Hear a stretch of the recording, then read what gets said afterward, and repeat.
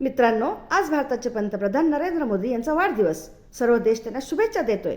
पण मित्रहो, आज फक्त शुभेच्छा द्यायच्या की देशाची खरी परिस्थिती त्यांच्यासमोर ठेवायची?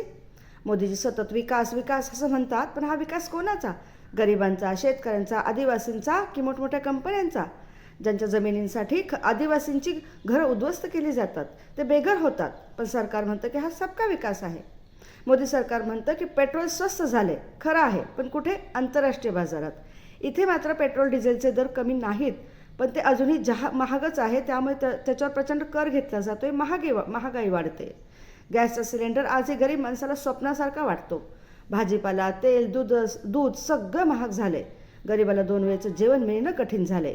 मोदी सरकार 15 वर्षापासून सत्ता सांभाळत आहे, पण शिक्षण व्यवस्था अजूनही कमकुवतच आहे. सरकारी शाळांची अवस्था पहा. काही ठिकाणी शिक्षक नाहीत, काही ठिकाणी वर्ग गळत आहेत. सरकारी शाळा बंद होत आहेत. आरोग्य व्यवस्था तर अजूनही बिकट आहे. गावागावात डॉक्टर नाहीत, औषधं नाहीत, चांगल्या रुग्णालयात गरिबांना वाव नाही.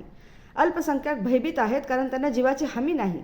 पुढे बेरोजगारी प्रचंड वाढली आहे. युवकांना काम नाही. शेतकरी कर्जबाजारी होऊन आत्महत्या करतायत.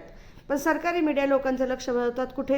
हिंदू, मुस्लिम, मंदिर, मस्जिद, धर्म, जात याकडे, जेणेकरून खरे प्रश्न म्हणजे महागाई, शिक्षण, रोजगार हे कायम दुर्लक्षित राहावेत. म्हणून मित्र हो, आज मोदीजींच्या वाढदिवशी आपण त्यांना केवळ शुभेच्छा देऊ नका, तर जाबही विचारा.